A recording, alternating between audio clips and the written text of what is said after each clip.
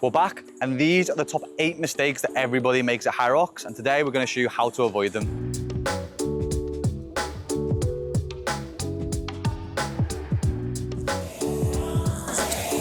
Okay, mistake number 1 is that people often go out too hot. People often go out like a horny teenager on set 1, I run 1, then into the ski erg. Now, the one thing that you want to do is run your own race and not be racing against other people. Otherwise, this is where your heart rate's going to spike. Now, this is often sometimes controversial, but the ski erg for some people might be the most important station. The reason why is the most important station for you is wherever heart rate is going to spike the highest.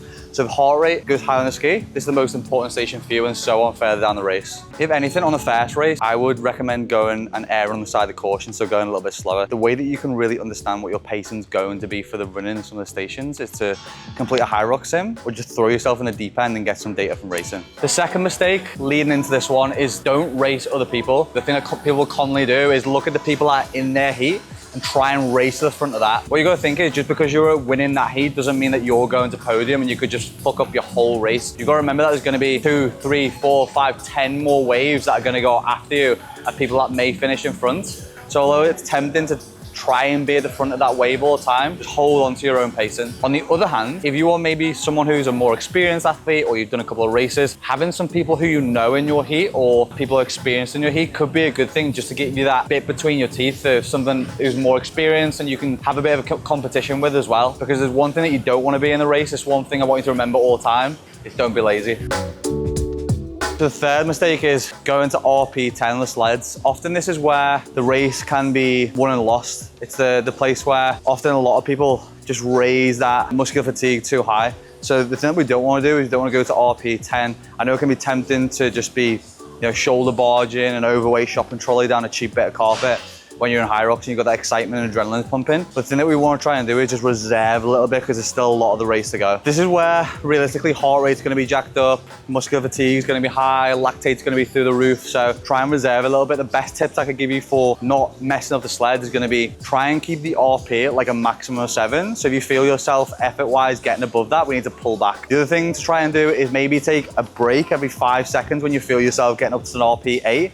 Quickly shake it off, get rid of some of that lactate, then go back into the sled. And then finally, the thing that I would do if you're in the gym, when you're practicing the sleds, is go higher than comp weight. Or the other thing you can do is you can drop a sandbag on the front of the sled. What that will do is just create a bit more friction when you're pushing the sled, because as we've seen from Hyrox Worlds, the new carpets can be a little bit inconsistent. So the one way to prepare for that is either with using 110 to 120% of the weight, or popping a sandbag on the front just to create some more friction. Number 4, the next mistake people make is walking the rock zones. And this is where a lot of time can be lost. Like if we look at the data on rock zones, like the average pro men rock zone time is 6 minutes 43, and the average pro women time for rock zone is 5 minutes 50. So don't just see this as a passageway between the run and the station. We need to look at it as a strategic part of the race. Even better than that is just view it as part of the run. See the runs as not as a kilometer. See the runs as a 1.1 kilometer where the rock zone is going to be included. And this is what happens in the built-in race. If you look at the built-in racing, the rock zone is actually built into the run. So psychologically, you are already running at a faster pace. I think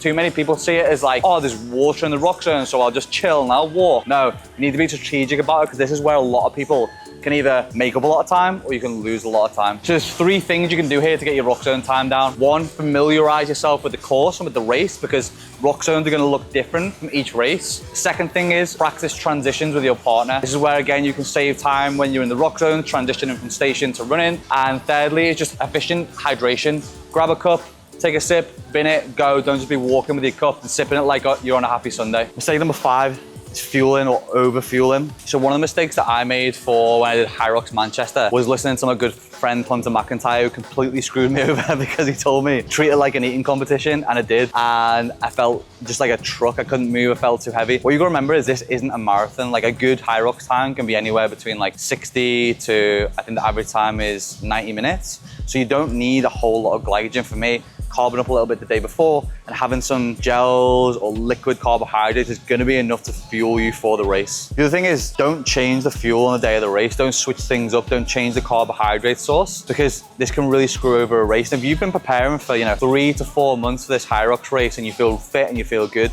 the last thing you want to do is screw it up via having really poor digestion for the race.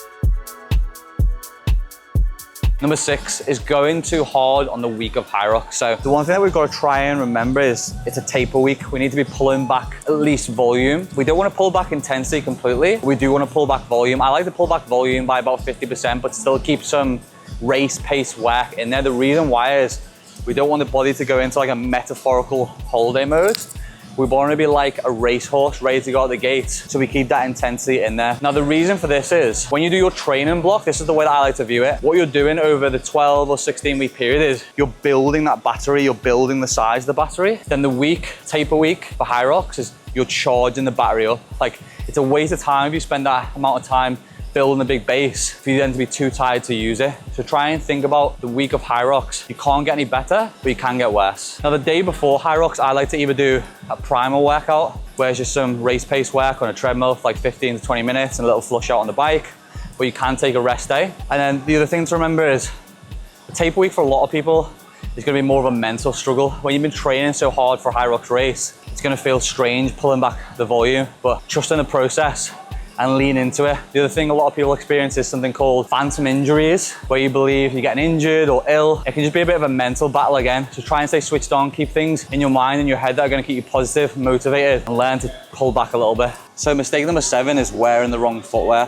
What you've got to remember is essentially Hyrox is a running race. So don't be buying Metcons or lifting shoes or even wearing your nan's favorite dancing shoes. You need to buy yourself a good running shoe. So I would imagine it as whatever you would maybe wear to a threshold session or a track session is what you should be wearing for the Hyrox. Obviously what I'm wearing today is just a lifestyle shoe, so don't wear this kind of thing. My favorite shoes to wear for Hyrox are, and it's the Saucony Endorphin Pros. They're a really good shoe, they have a good grip, they have a carbon plate, they're really light and they're great for doing fast kilometers in. The other type of shoe that a lot of people tend to favor in Hyrox is, I think it's the Puma Nano. They seem to be really popular. Then the only issue some people have with these carbon plated shoes is that they feel they are a little bit unstable. So you need to try and find out the one that works for you. The only benefit is now, for example, when people are doing wall balls, as we've seen last season, is that you are now allowed to take off the shoe. So if you struggle with that stability in the wall ball, you can take the shoes off, go just barefoot. And then the only thing to caveat that is you need to carry your shoes across the finish line when you're finished.